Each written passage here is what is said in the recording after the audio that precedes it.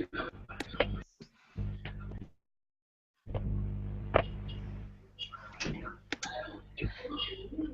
hello, Roa. Hello, Stephanie. How are you? I'm good. How are you? I'm fine. Good. Glad you're here. Thanks. And Anatoly, hello. Hello, How are you today? fine, thank you. Good, How are good. you? I'm good, thanks. And very glad you're here. And Sergey, hello. Hello, good evening. I don't know, Yes, it's evening where I am. 6 p.m. here. 6 p.m. Oh, Yeah. you are from England?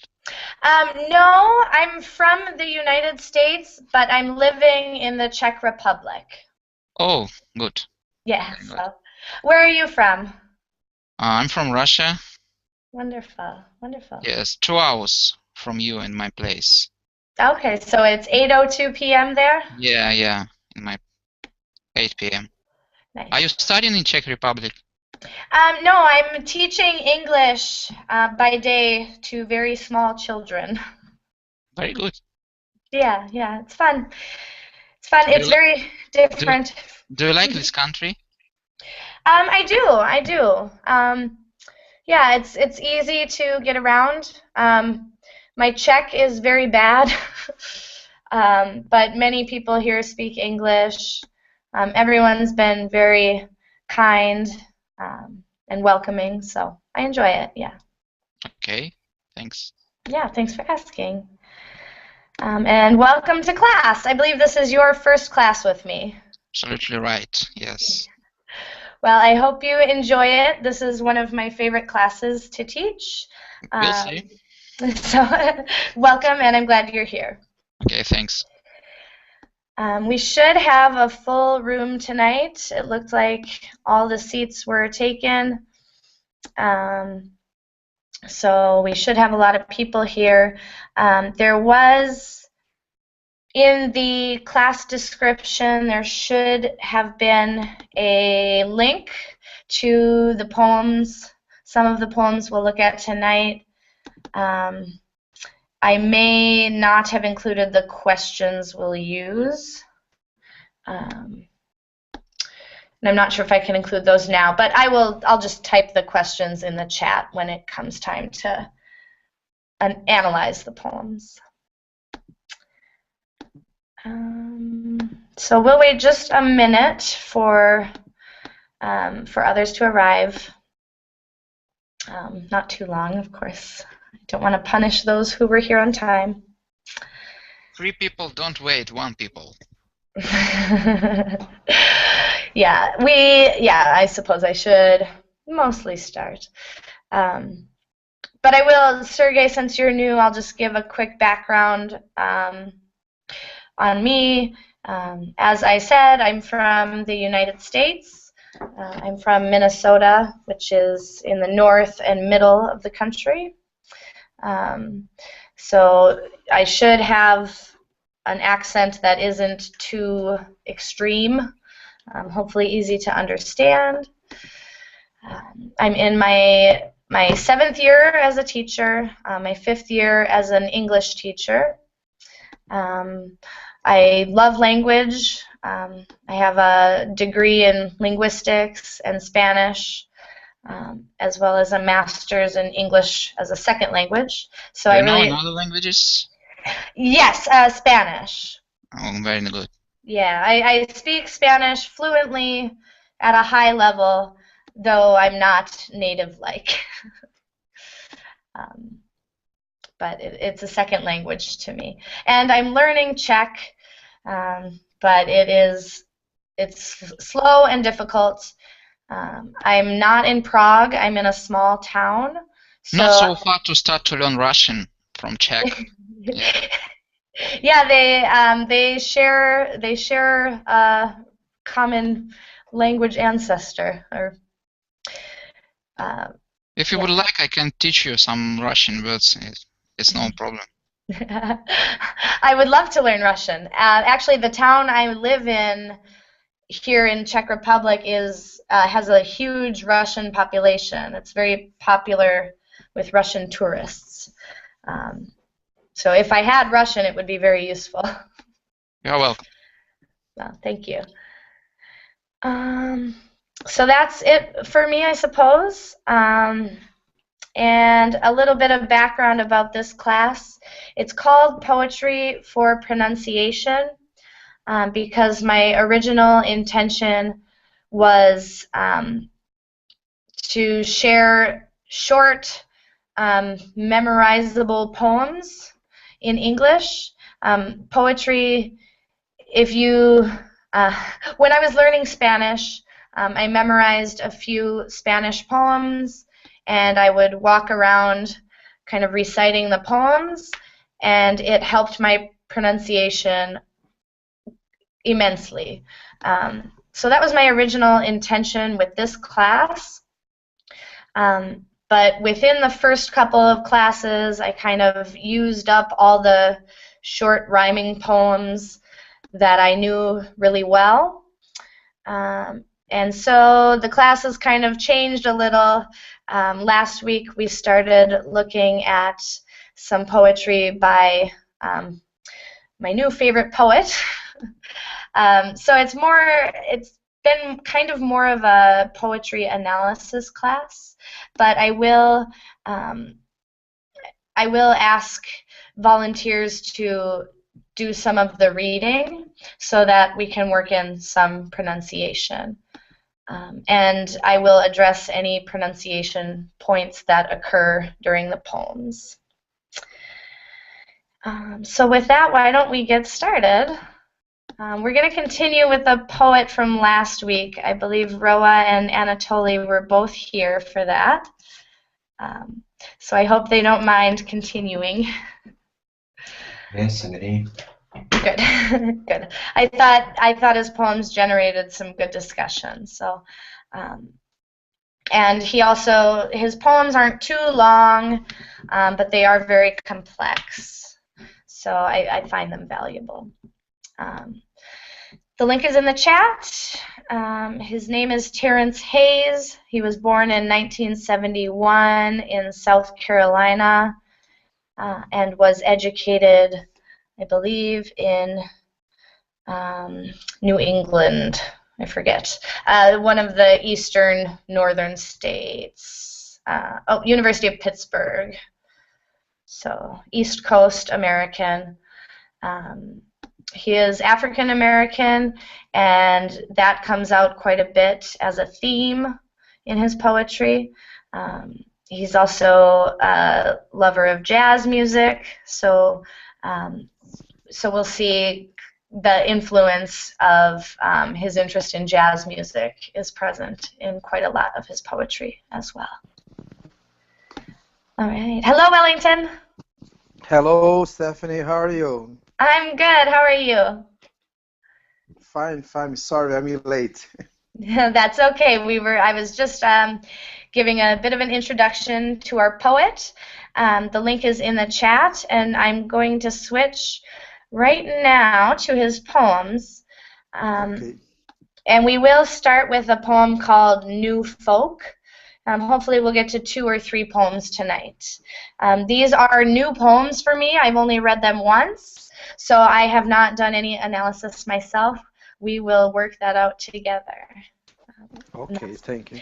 Part of the fun of the class, I hope. For me, that's a big fun part of this class. Okay. All right, so here we are. Terrence Hayes. Last week we did Cocktails with Orpheus and Mystic Bounce. So today let's go with New Folk. I will read it first, and then we'll talk just about vocabulary. We won't go into meaning yet. And then I would like for you all, or volunteers among you, to do a second reading before we talk about meaning. It's hard to separate vocabulary from meaning, but we'll see how it goes. So with that, let's get started. New Folk by Terrence Hayes. I said folk was dressed in blues, but hairier and hemped. After "We acoustic banjo disciples," Jebediah said, "When and whereforth shall the bucolic blacks with good tempers come to see us pluck as Elizabeth Cotton intended?" We stole my Uncle Windchime's minivan, penned a simple ballad about the drag of lovelessness, and drove the end of the Chitlin circuit to a joint skinny as a walk-in temple, where our new folk was not that new, but strengthened by our 12-bar conviction. A month later enpulled a parade of well-meaning alabaster post-adolescents. We noticed the sand-tanned and braless ones piled in the ladder-backed front row with their boyfriends, first because beneath our twanger slept what I'll call a hunger for the outlawable. One night Jay asked me when sisters like Chapman would arrive. I shook my chin wool then and placed my hand over the guitar string's window till it stilled. "When the moon's black," I said, "be faithful." All right. So on the first read, even I, as a native speaker, or second read, I suppose, the meaning is obscure. It's something we'll need to work at to really understand. But before a second reading, I would like to ask you for vocabulary. What vocabulary questions do you have? For me, it's very difficult text. Yes.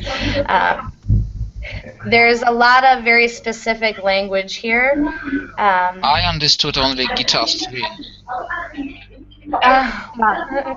There is, so a lot of it is music, music vocabulary. I could go through line by line and just kind of explain. I guess one really important one is folk. Folk is just, it means people, but it's also a style of music. For example, Bob Dylan sings folk music. And it's so named because it's music of the people. So right here in the first line, he is using it to talk about the music style. So folk music. And he's doing a little bit of wordplay with blues music as well. So he's talking about folk music, but treating it kind of like a person. I'm getting into meaning a bit here.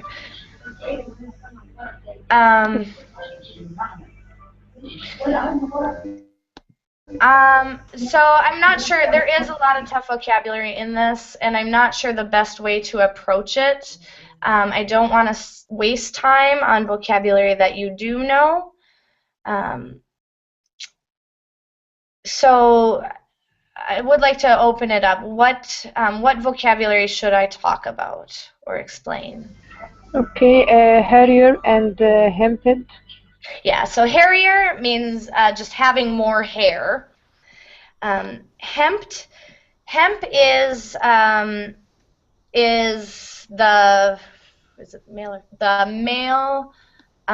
male plant of marijuana. Marijuana is the female, hemp is the male.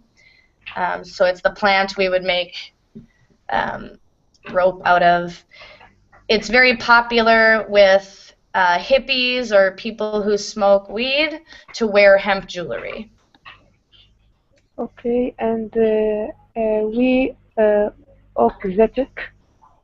Yep, so acoustic is non-electric, as in like a guitar. If you're not playing an electric guitar, you're playing an acoustic guitar. Okay.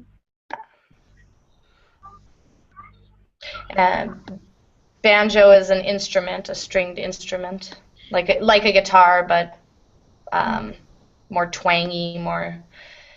And then disciples, like in the Bible. Other vocabulary. Out-leveled. Out-leveled. What line is it in? 1, 2, 3.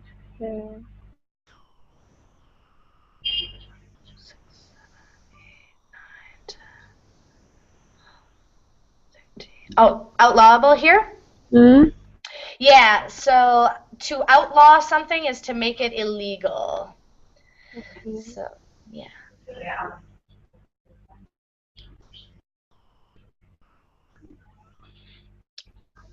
Other vocabulary from anyone? I think we need to understand the meaning of this. Yeah. Because vocabulary which is separate from meaning, it is difficult to memorize.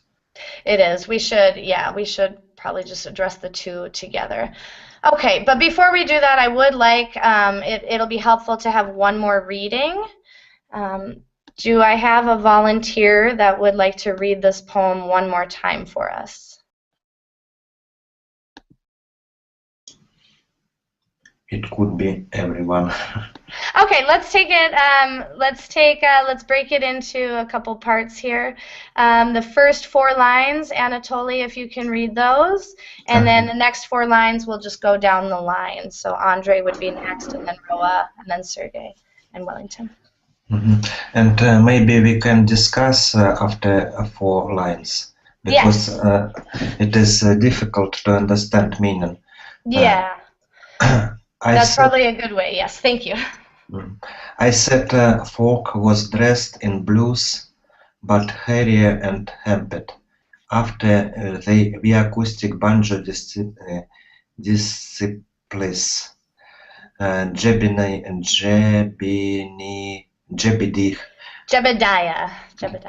Jebediah said, when and wherewith shall the bucolic blacks with good tempers come to see us pluck as Elizabeth Cotton intended.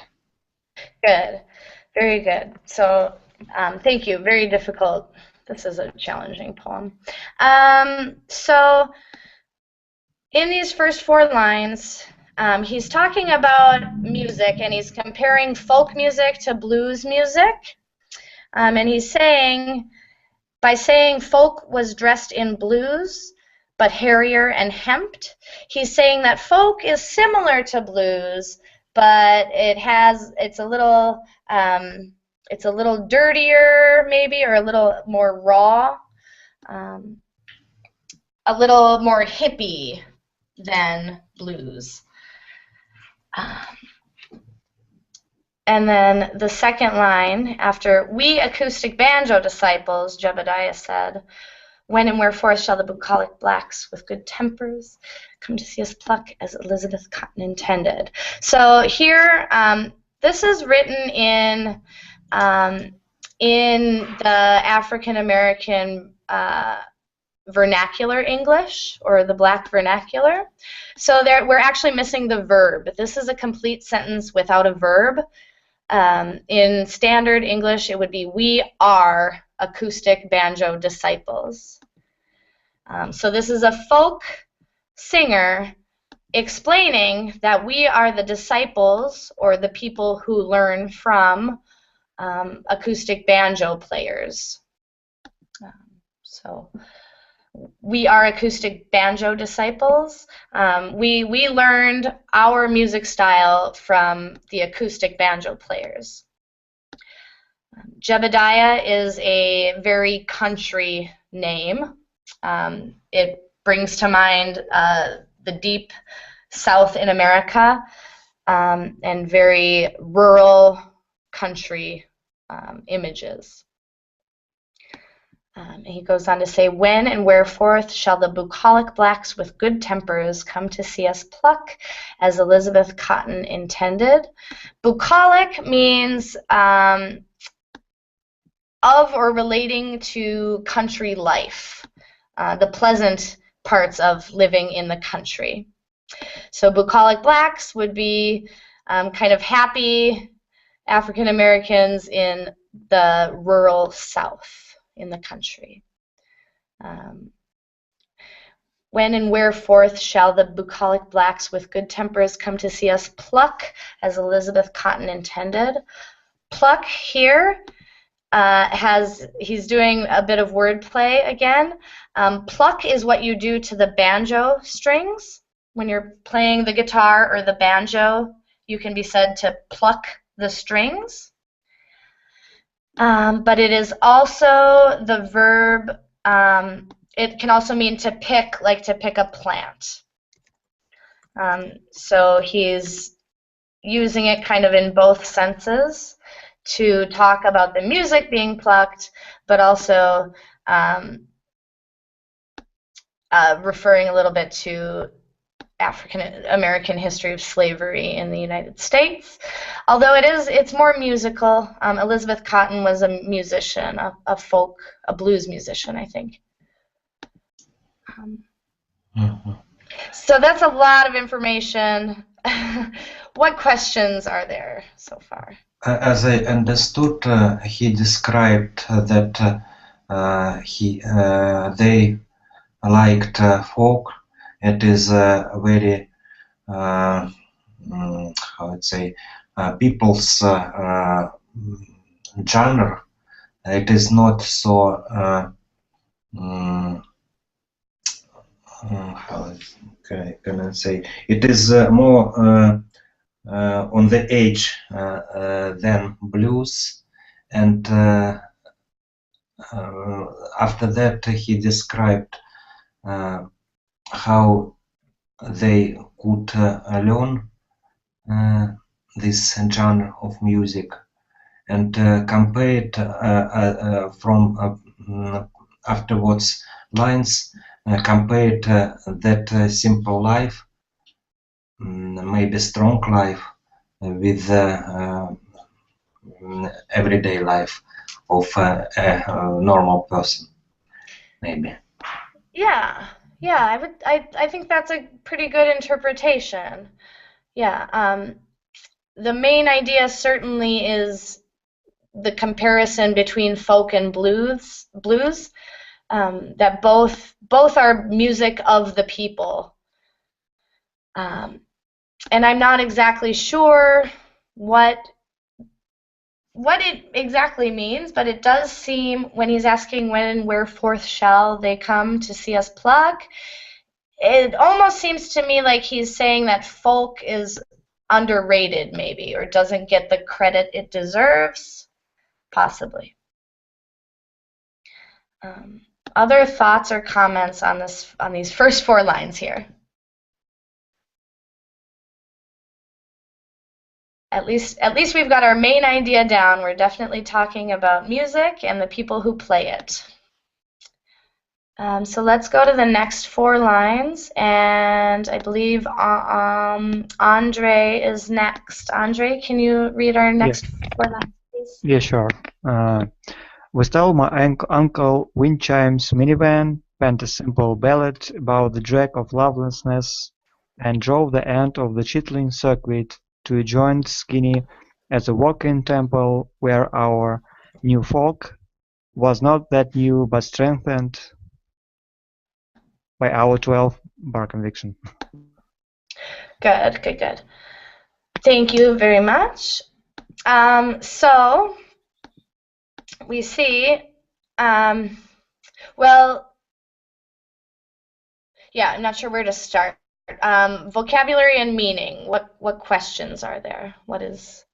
Penned a simple ballad. Yeah. Ballad, right? Yep, ballad. Very good. Ballad. Mm-hmm. Yep. So penned just means wrote. Mm-hmm. So wrote a simple ballad. A ballad is a slow, usually a love song or a sad song. So they wrote a sad song, a sad, slow song about how terrible it is to be loveless. Drag is a hardship, or what is? Oh, in this case, it's if we say, oh, what a drag, it's something unpleasant. Mm-hmm. Yeah, good. What means about the drag of loveliness? Is like a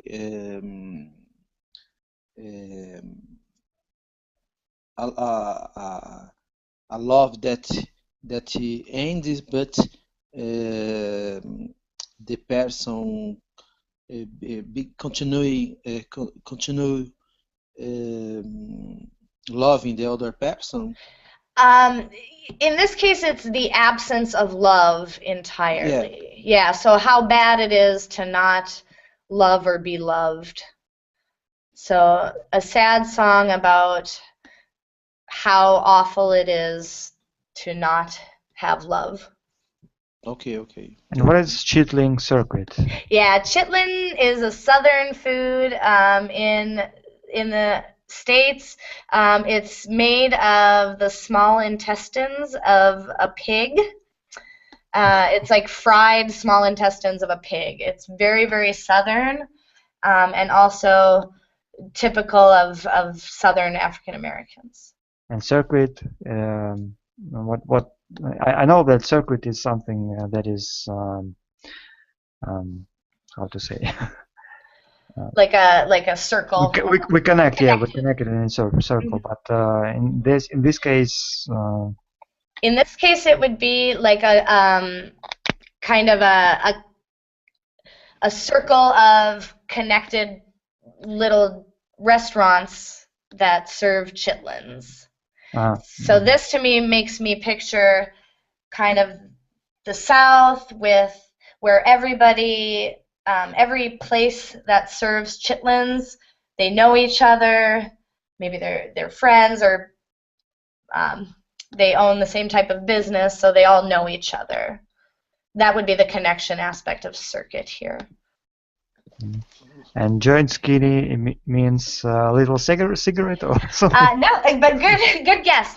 In this case, joint is slang for a little diner or a little restaurant or a little music club as well. You could say, every Saturday I go to my favorite joint. In that case, it means a place. But in some case, joint, they call it a cigarette or something. Yes, yep. It would be specifically a marijuana cigarette. Okay.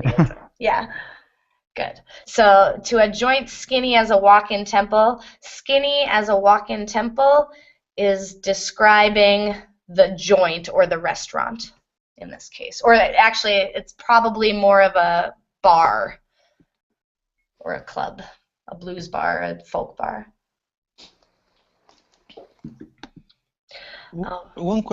Other question, please. In United States, a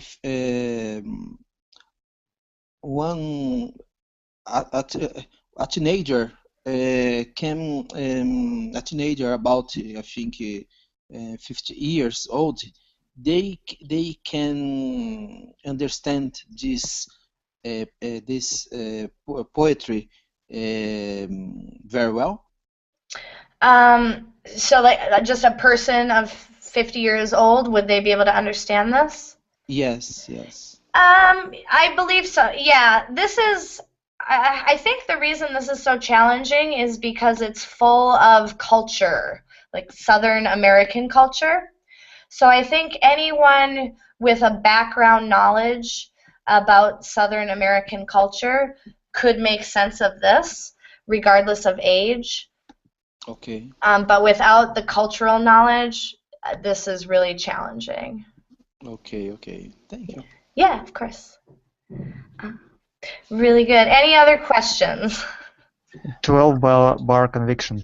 Yeah. So 12 bar is referring to like the musical scales, and a conviction is, in this case, something that you know for certain. Something we believe, right? Yeah, a very strongly held belief. Mm-hmm. Yeah. Good. Good. Shall we go on to the next 4 lines? I compared the first 4 lines and the second. In the first, he said he compared folk and blues, and he said that maybe from the second 4 lines we understood that he compared himself with the folk genre, because they are different from people who are sitting in front of computers. They stole Uncle minivan. They saw maybe natural and maybe these two paragraphs have that connotations. I'm not sure about folk and blues, about that people and average person.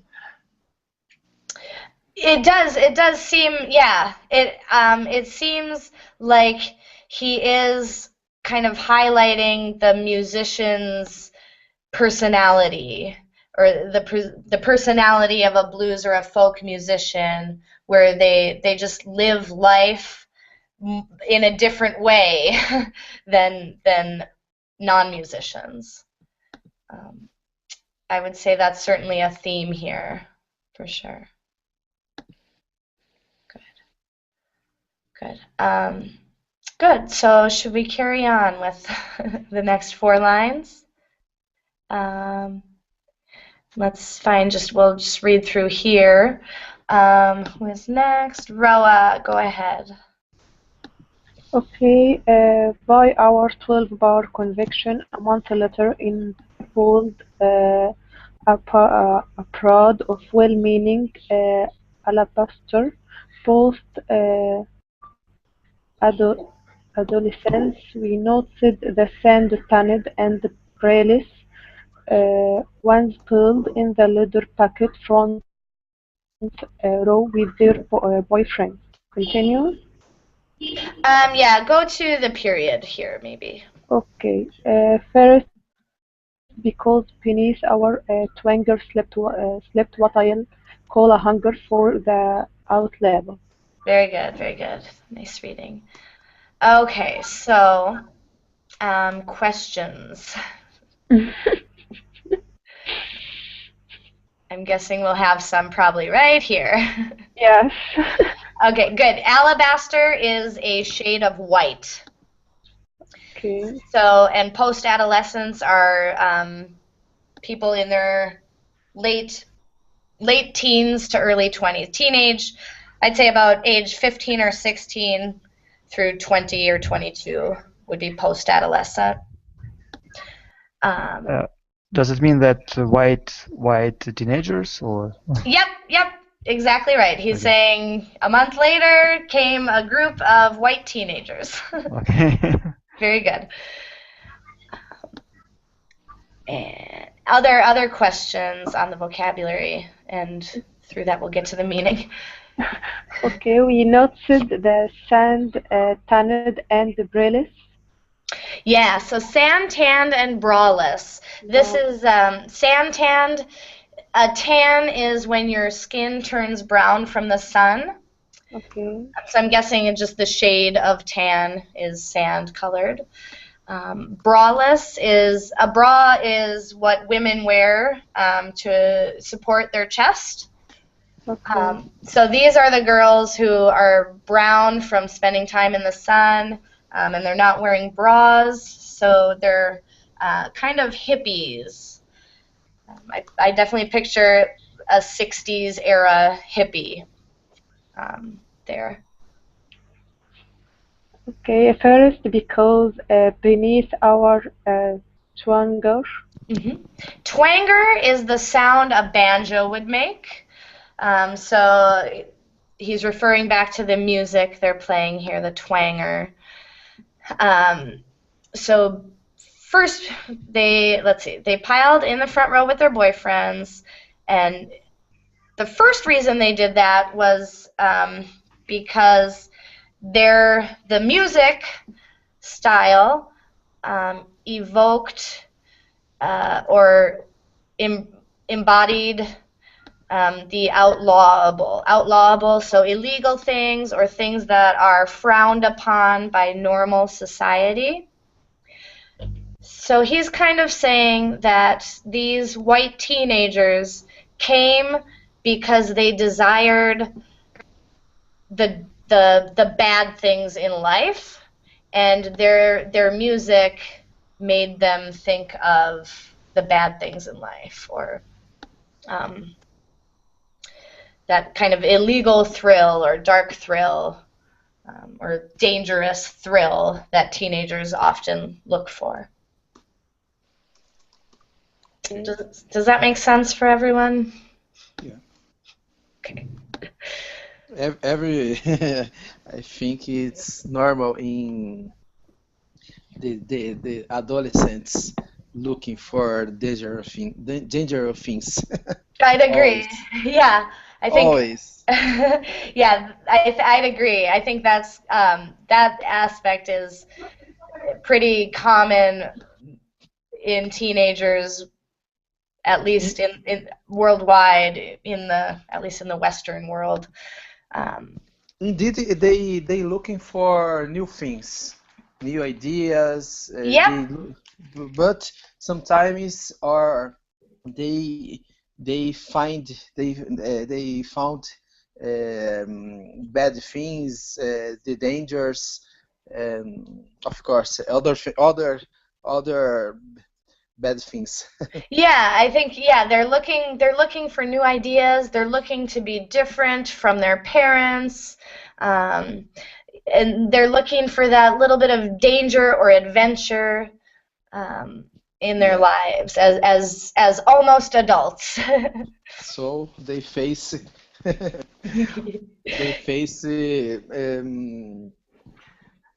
sometimes what is can turn his life is very, very bad. Yeah, it can be people of that age who go off looking for that newness and that adventure. It can go well or it can go badly for them. Yeah. Good. Any other questions on that section? All right. So if there are no other questions, I am going to ask Wellington, will you read these last 4 lines for us, please? Okay. One night, Jay asked me when Sister like Chapman would arrive. I shook my chin, wooed them, and placed my hand over the guitar strings window till it still. Sorry. I shook my chin, wowed them, and placed my hand over the guitar strings window till it style. When the moon's black, I said, be faithful. Very good. Very good. So Jay here is referring back to Jebediah. Other questions? Yeah. Why did he use wool with the chin? Chin wool then. Very good. This is a poetic way of referring to his beard. Ah. Yeah, so his beard is like sheep's wool, very, very curly and coarse. So his beard. He shook his beard and placed his hand over the hollow in his guitar. The guitar strings window. Strings window. I never heard this expression. Strings window. I guess it's a hole in the guitar, maybe. Yes, I also have never heard those words together. So I would guess that this is his poetic way to talk about the hole in the face of the guitar. Okay. So today they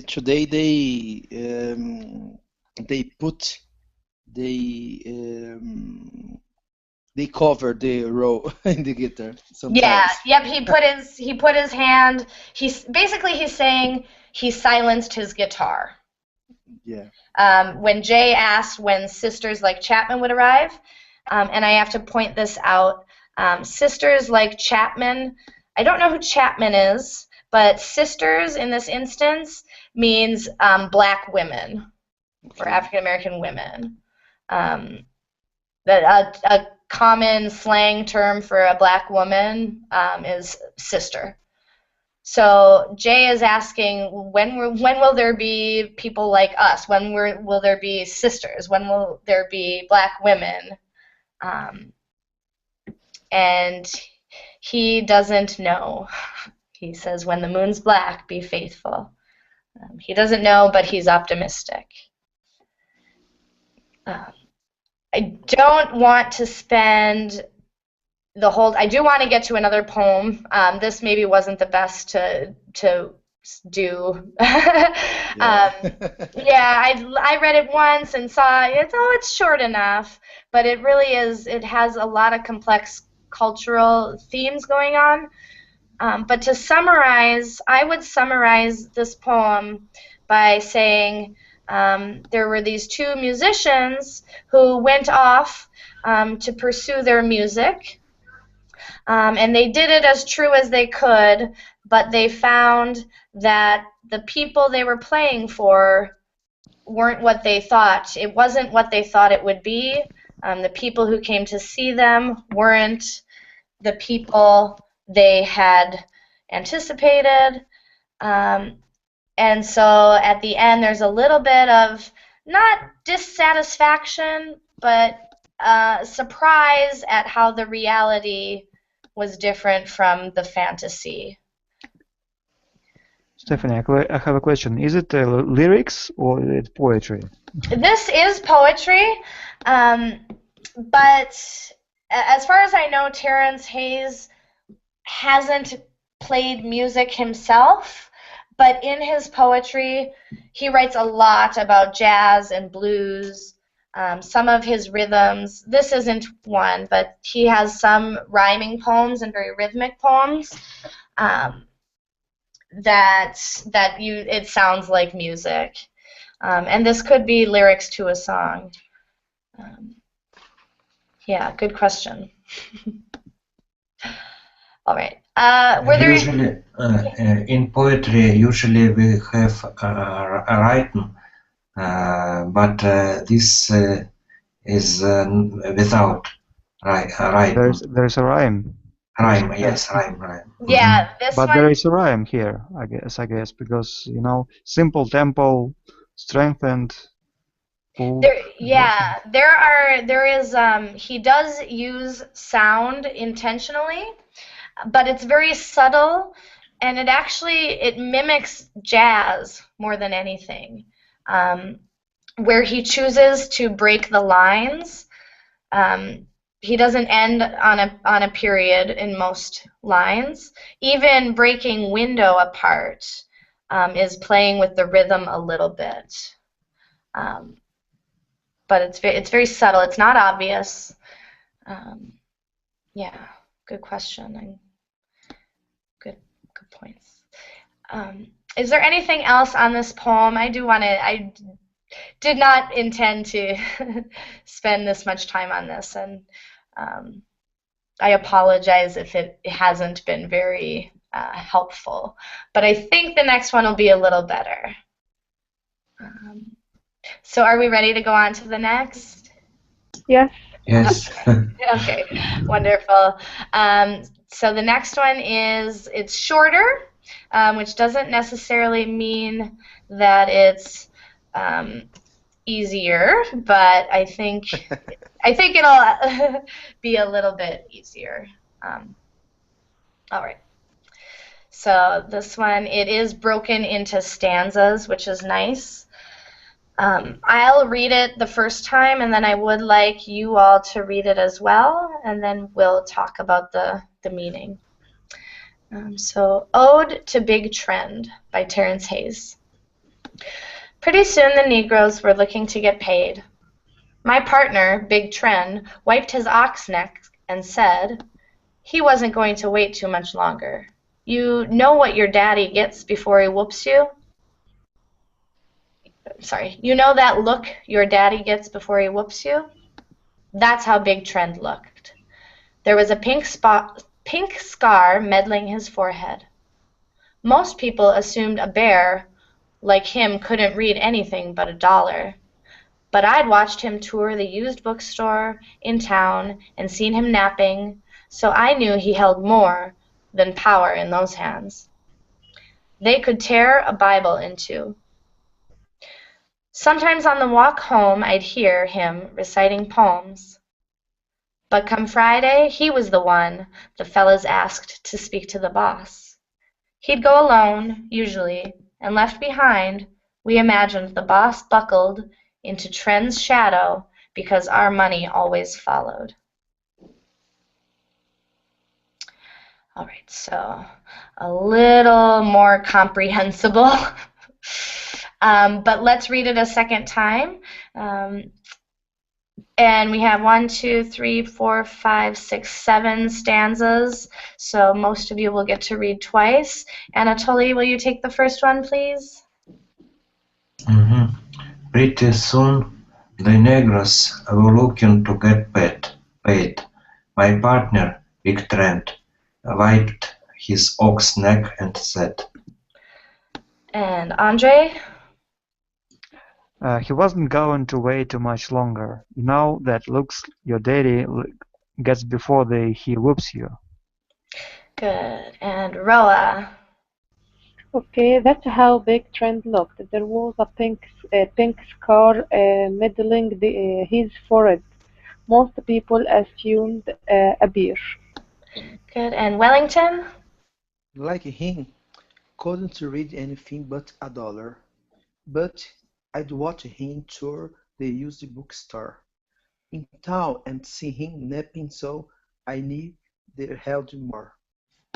I knew he had more. Good. And Anatoly again. then power in those hands, they could tear a Bible in two. Sometimes on the walk home I'd hear. Andre?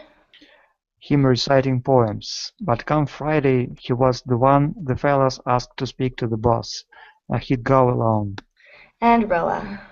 Usually, and left behind, we imagined the boss buckled into Trent's shadow because our money always followed. Excellent. Very nice. Thank you all for reading that. Questions and interpretations? Negroes? Yeah. So this is an old-fashioned way to say African Americans or Black people. Typically, it is not appropriate to say anymore. I know that, but that's why I ask that. Yeah, good. I would never use this in everyday speech or in any other situation, really, other than reading this poem aloud. Here in Brazil, some people like me, for example, I like that the persons call me negro. Negro, no Negroes. In English is negro, but in Portuguese is negro. Unfortunately, this word negro or negro in Portuguese is related to bad things. But it's complicated. It's complicated because they mean sometimes people intend to have the intention bad intentions, but the word it's not a problem. The problem is the behavior. The problem is what is behind the action, the word. Yeah, thank you for sharing that. And I know in Spanish it's also fine, like you would say negro in Spanish, which translates directly as black, but because of the history and in English, because of the history of the word and exactly what you said, because the intentions were bad. Back when this word was used, it was used in a racist way. And so it carries that with it in English. Yeah. I have a question. Terence Hayes was black as well? Yes, he is. maybe because only black people can call that their, I mean, skin color. Yes. But from the white people point of view, I guess black people should be appropriate to call them like that.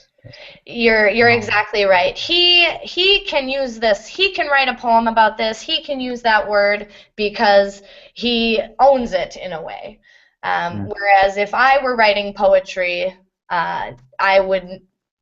I have the license or the right to use that word. Yeah. So yeah, good point. Really good point. Good. All right. So other questions?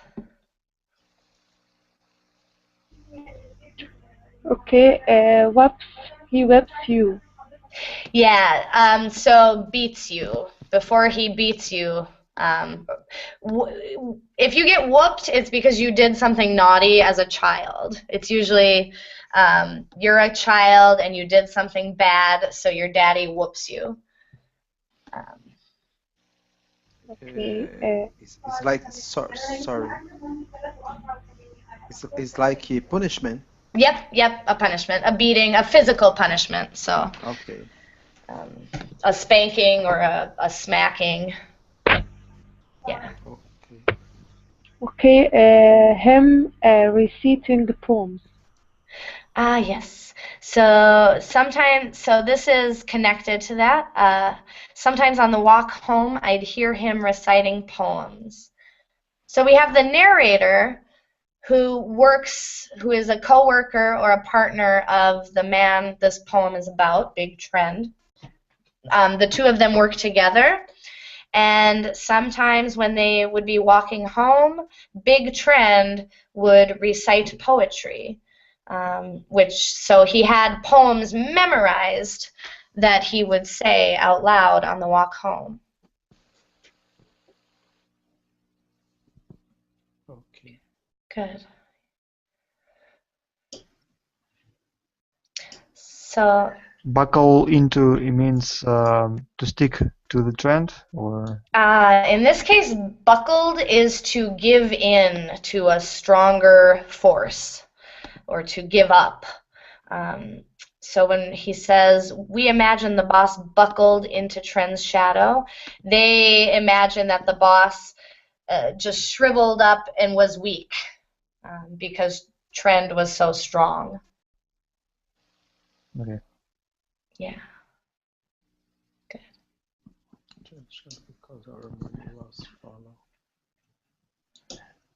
Can I give my interpretation? Yes, I would love to hear it.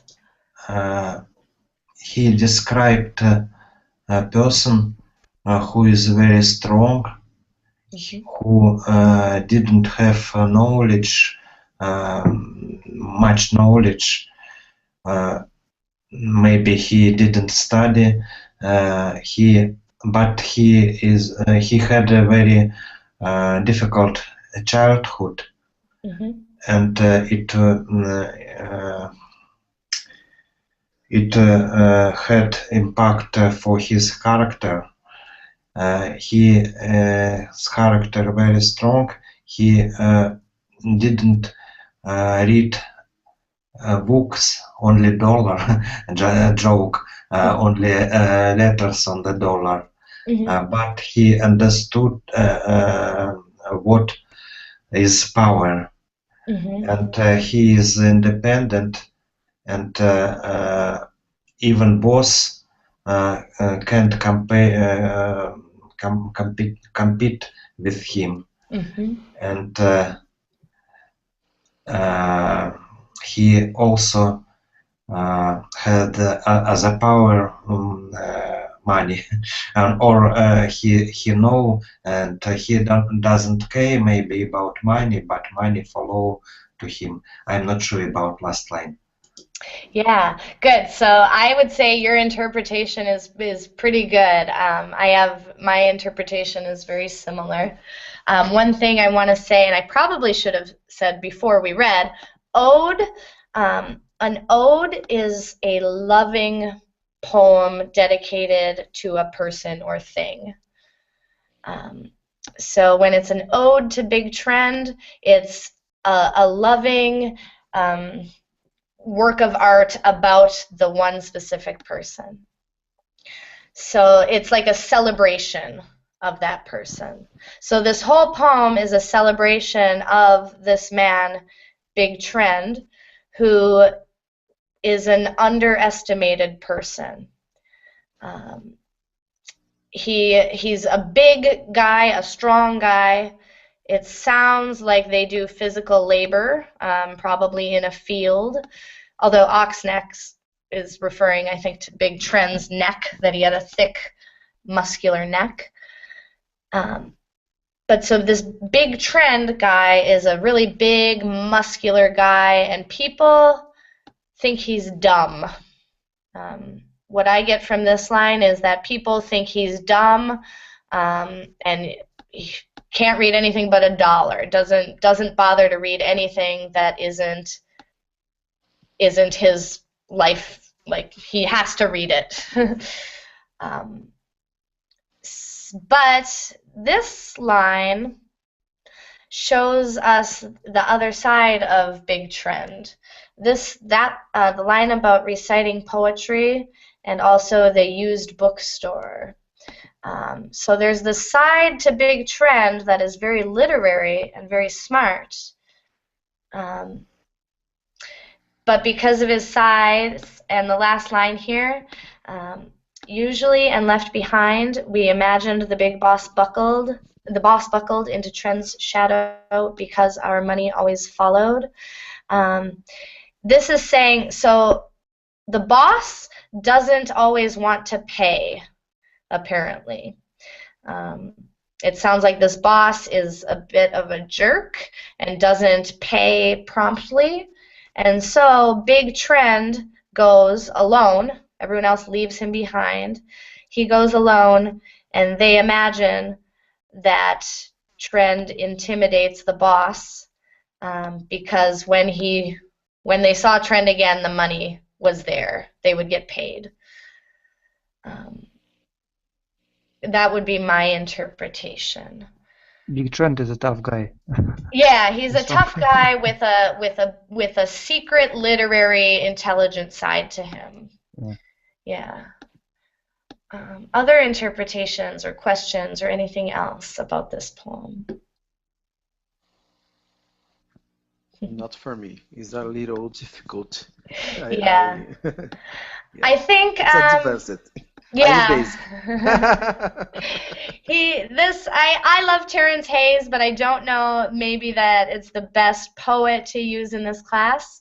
I think next week I will switch to a different poet, just so people don't get too tired, or so maybe it's a little more valuable. I have one poet in mind that I'll look up and see if it's appropriate. We'll take a break from Terrence Hayes for now, though we might come back in future classes. When people asked me why I began to study English, I joked that I want to read Shakespeare in original, but now I understood that it is really a joke, because reading Shakespeare in original, it is so difficult, it is impossible for relaxing activity, relaxing reading. It is. Even when I read Shakespeare, it's almost like reading a foreign language for me. It's very difficult. It's like you read Don Quixote in Spanish. It's very difficult. It's very difficult. Yeah. Yeah, it's very. We need to read the edition, review edition, because the original is very difficult. Yeah, when it's an old English or old Spanish, it really is like a different language. Language has changed so much, which actually is the topic of my class that will begin 2 hours from now. We'll be watching a video on language change. So if you're interested, you can come to that. I do have to start my next class here, Flash Fiction, so more literature for those of you who really enjoy literature. I appreciate all your questions and your patience as we worked through these poems. I hope it was valuable in some way. And next week, I promise, we'll have, I'll choose some gentler poems or maybe more accessible poems for us. Thank you very It much. was good. Okay. Thank you. Thank you. Yeah. Thank you, Stephen. Bye. See you. Thank you. See you all very soon. Okay. Bye. Yeah, bye Bye. guys. Bye. Bye.